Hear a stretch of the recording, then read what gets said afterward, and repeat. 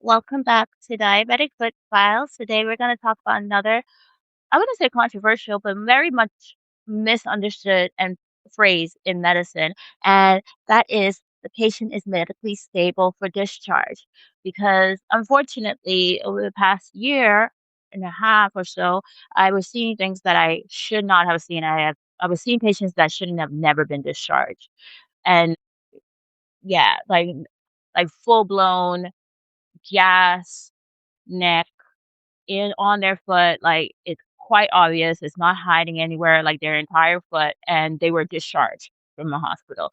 And I was very confused by why that was happening, and it was very hurtful to know that nobody informed the patient that this was actually a very dangerous thing to have, and because these patients had neuropathy, I guess that played a role in them discharging them. Because I was very confused, I was like, "Who discharged you? Who allowed you to just get discharged and be like, follow up with a clinic wherever, right?" And I mean, time is of the essence, especially with things like gas and neck, right? Neck bash. And yeah, that's the thing that hurt me the most was when I noticed that nobody informed these patients how serious these things were. And, it wasn't right, in my opinion. So when somebody said medically stable with discharge, and then on top of that, they kept on wanting me to send the patients back to the place. I'm like, no, like if you sent the patient out like this, why should I send them back to the same people who mistreated you, right? No, I don't believe in that. I'll be like, let's see what we can do because obviously I mean, I feel like kindergartners could see the patient foot and be like, "Something's very, very wrong with this foot. You should go to the hospital." So I was I'm very confused why there were people who worked in the hospital that discharged the patient and say, "You're stable enough to discharge," or maybe I don't know. I have no idea. But what does it mean to be medically stable for discharge? So does that mean you have no fever, no normal blood pressure, pain control, your insurance days are finished, or there's no ICU requirement? Or does it mean that the infection is controlled, or the limb is truly safe now, or the patient is, you know, shouldn't go home. So we'll discuss a little bit about that because talking about it is an actual uncomfortable reality because some patients that do get discharged are still having, they can have a residual abscess in there, possible gas lung imaging, ischemia, unstable wounds. But once you consult the right specialty, they will know better if the patient is stable for discharge or not. Okay. So that's the biggest thing, getting the specialist. And I understand like people are very stretched in, especially the top specialists, because they know the best. So, yeah, what does it mean to be actually medically stable? So, medically stable means that the patient is not actively crashing. The patient has stable vitals, is not requiring emergency interventions, can potentially continue care outside of the hospital. But diabetic foot disease is quite a deceptive disease, okay? Because diabetic lymphatic infections can look deceptively calm. Like I told you, it can just turn left out of nowhere. And that's why, like I said, I give my patients my cell phone number because it can turn left out of nowhere and you can go to sleep and yeah, wake up and next day it's blown up. So a patient may have no fever, could have a normal blood pressure, minimum pain, and still have a necrotic tissue, can have necrotic tissue, deep abscess, gas forming infection, and a progressing tissue death going on in their foot. And that's one of the terrifying realities of diabetic foot disease. So the phrase medically stable for discharge, right? It sounds quite simple, but in medicine, it actually is a very important legal, clinical, and safety determination. It does not mean that the patient is healed. Medically stable for discharge does not mean that the patient is healed. It means that the provider who's writing that statement, okay? The provider, the clinician believes that the patient is safe enough to leave that level of care without an immediate risk of death, limb loss, or rapid deterioration based on the information available at that moment. At that moment.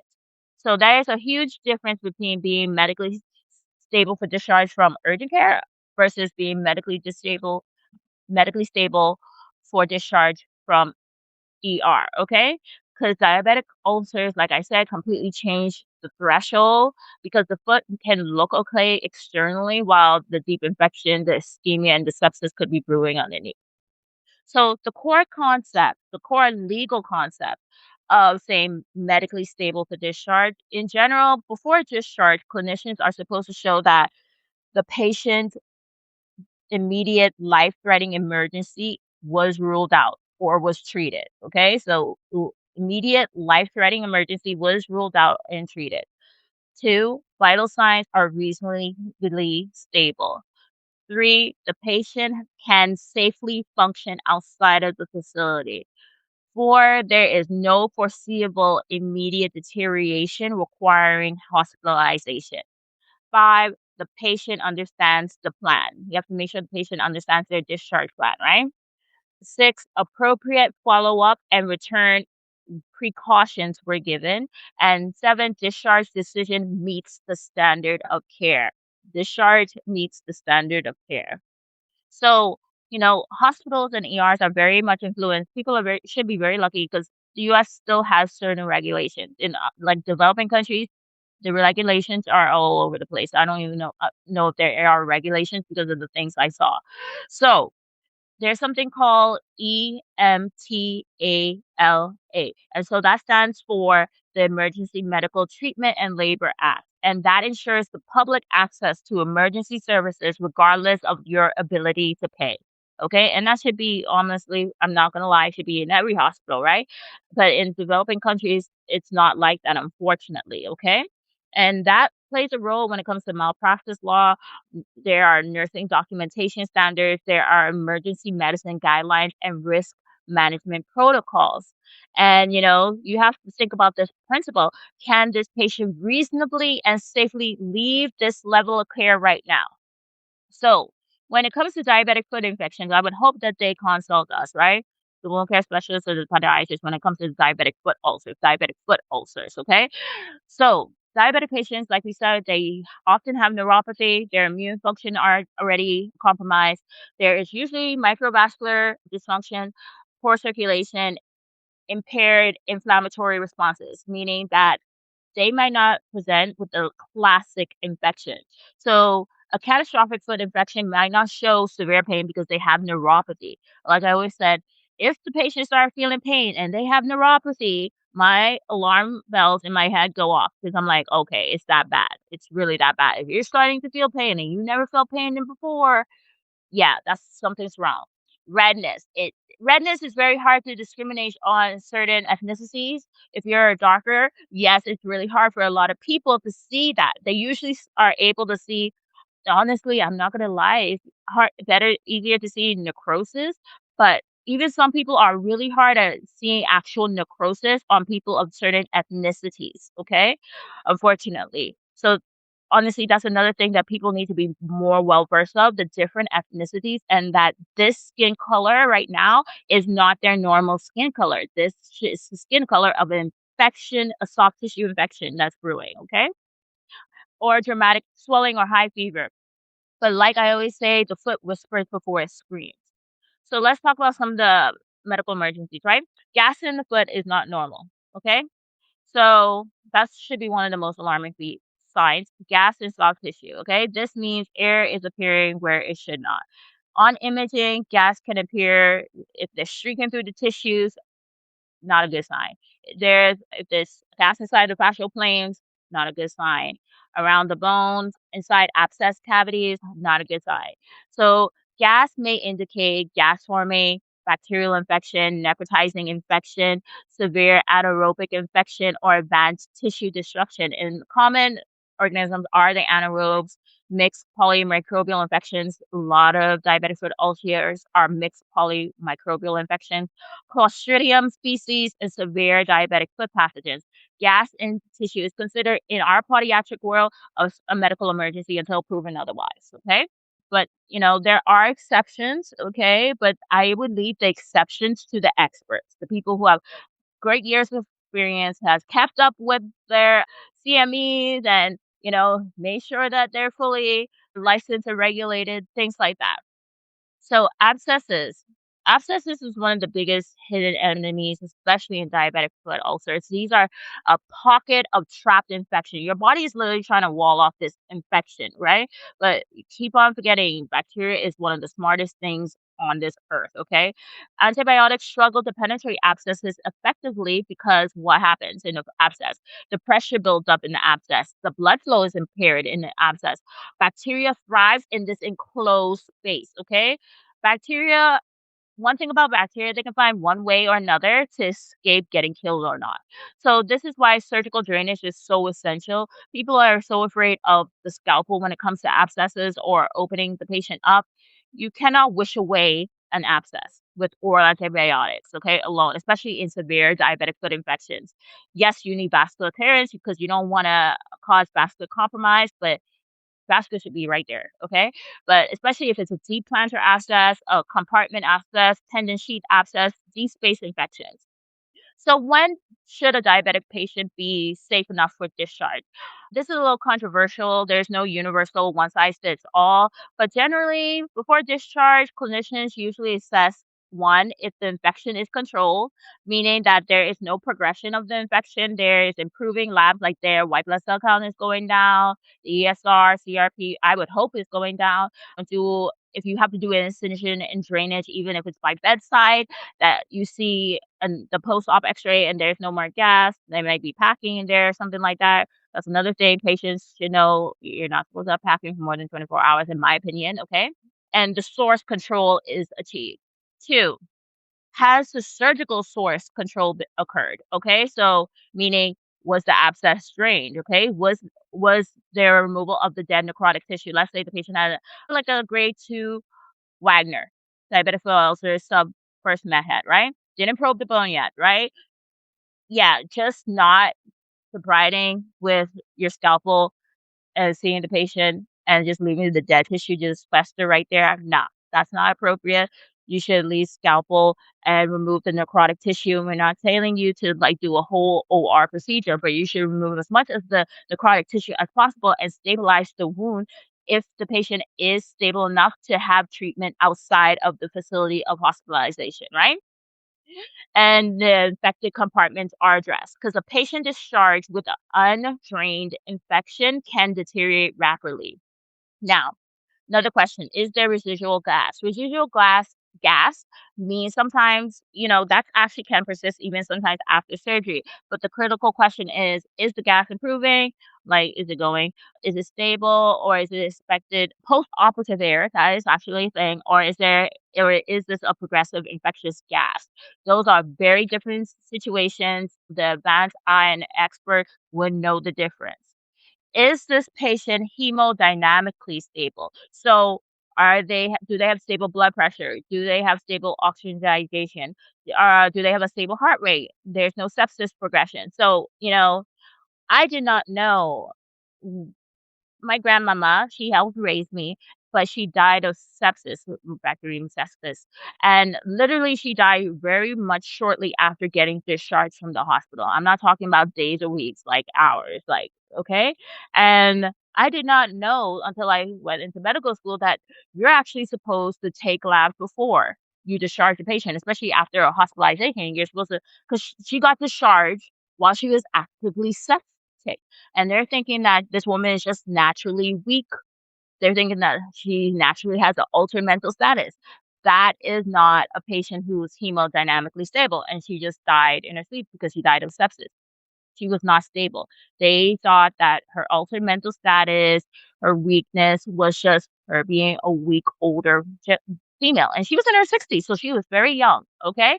But they did not do the appropriate thing of making sure that she was hemodynamically stable. I was like, when I found that out many years later, that you're supposed to draw blood, make sure the patient is fully stable, yeah, that did irk me that somebody made the decision based on I have no idea what there was their decision making, but in the end, that poor decision making made her die, because if they caught it in time, they would have been able to put her on the IV antibiotics, right? So, also next question, is there a safe outpatient plan? So, discharge without wound care instructions, antibiotics if needed, right? Vascular follow-up instructions, transportation, home support, or podiatric monitoring, can set a patient up for readmission or amputation if you don't have a really good outpatient plan for the patient, okay? You can't just discharge and say, off you go on your way, follow up with podiatry. Uh, and another thing I've noticed with patients, they'll like be discharged and they'll give them a few places to follow up with, but then their insurance doesn't cover it. And then the patient has weeks or days of delay because they're trying to find some place that has insurance coverage that can take them. Now, another dangerous word that I've noticed is some things they put in a chart, improved. Improved from what? Improved from what? Because what I'm seeing, I'm like, this doesn't look improved. So a limb can be less swollen, less red, less toxic, right? But can still be profoundly unsafe. You know, a patient can improve from actively dying to still being a high risk patient. So that is not the same as resolve. Now, the system pressures. I know a lot of hospitalist people do deal with the pressures from hospitals because there are bed shortages, there are insurance limitations, there are staffing shortages, there are financial pressures, there are throughout the metrics, and then there are admission bottlenecks. And when it comes to diabetic patients, they often require either long admission, repeated surgeries, IV antibiotics, definitely a multidisciplinary care, vascular procedures, and rehabilitation. And they are sometimes source extensive in intensive patients. Diabetic patients are resource intensive patients. And sometimes the system push for discharge as soon as the patient can no longer meet the needs of acute inpatient care criteria. But limb salvage timelines does not always align with hospital ethics, and that tension is actually quite real. So what is the difference between not dying and safe? Okay. This is the difference between not actively dying and medically safe. So a diabetic patient may survive discharge, yet still possibly lose a limb, develop recurrent sepsis, return with necrotizing infection, or worsening at home. The danger is when discharge becomes based, like becomes mostly based on just the vitals, temporary lab improvement, and bed availability. That is not what you should base your discharge on. Instead of you should base it on true infection control, wound stability, and limb preservation strategy. So red flags that should never be ignored. So if a diabetic patient has increased drainage, foul odor, crepitus, black tissue, worsening swelling, redness, new redness. Remember, you're supposed to mark it, right? Mark and date it to see if the cellulitis is progressing proximally or if the cellulitis is progressing distally, right? If there's fever, confusion, altered mental status, that is one thing that I think a lot of people do. Subjectively, I feel like a lot of people don't really pay much attention to altered mental status because they don't get to know the patient that well. So they don't think that this altered mental status or the patient just suddenly starting going quiet and just doing whatever is not an altered mental status. It's just like whatever, right? But if you know your patient, you'll be able to tell if they have altered mental status. But you should always pay attention if somebody doesn't seem like it's fully there, like they're fully there, okay? Because altered mental status is a big deal. If the patient has inability to bear weight, if they have a rapidly rising glucose, if they have Cheetos or any systemic decline. That is not routine. These are danger signals. Now, imaging. Imaging, I mean, I feel like everybody should get imaging no matter what when it comes to outpatient, just to rule it out, especially when it comes to the diabetic foot. Also, you want to make sure because x-rays can show gas, bone destruction, foreign, right? If somebody has a traumatic wound, what I would do to prevent the progression of things or the misdiagnosis or delay of things like neck bash happening or abscess forming. If the x-ray show nothing, I know, I get it. I get it that finances play a role, but also death plays a role too, because death, you cannot get that patient back. So if you could save a life by getting a CT, right, to see the compartment, see that if there's any retained foreign bodies, if there is an abscess still there, that would be very much of a big deal and help save a patient and actually change the trajectory of their life or limb.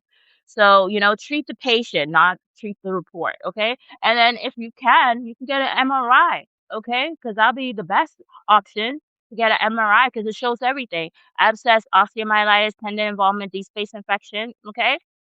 So what should be involved? We already know diabetic foot infections often require a team. They're only going to require a team. Podiatry, wound care, vascular, infectious disease, endocrinology, radiology, rehab, nursing, home health. Limb salvage is rarely a one-person thing. It's a coordinated system. So, when it comes to ethical questions, if a clinician knows a foot is still at danger, but the system possibly could push the patient to discharge, right? This is called moral injury. When you know that you're doing something wrong that you shouldn't be doing. This is like where medicine ethics, economics, and liability collide. Okay? Because the chart may say medically stable, but the foot, you know, might be still a limb risk. Sometimes the moon tells the truth before the chart does, okay? But the biggest thing we can do is educate. Education for patients. I always tell patients, advocate for yourself. I'm not asking you to be aggressive or uncooperative. I'm asking you to advocate for yourself because patients know being discharged does not always mean cured. It doesn't mean you're cured. And you may still need surgery after discharge. You may still need wound care. You might need a strict follow-up, like within 24 hours follow-up. You might need IV antibiotics. You might need offloading. You might need vascular intervention. Discharge often means transition of care, does not mean completion of care. So, final message is diabetic foot infections are not just simple skin infections. I really believe a lot of people who are not well versed in this field think that, okay? But they are anatomical emergencies, vascular emergencies, infectious emergencies, and sometimes systemic emergencies. So, like gas in tissue, drain, progressive necrosis. These are actual medical emergencies, okay? These are not findings that casually should be dismissed. These are actually, yeah, we have to admit you and we need to get the specialist on your team right now, okay? So the phrase medically stable for discharge should never become a shorthand for they look good enough to leave. No, you have to rule out everything. You have to make sure. And I understand there are constraints, but it's better to save life than to save a few dollars extra, right?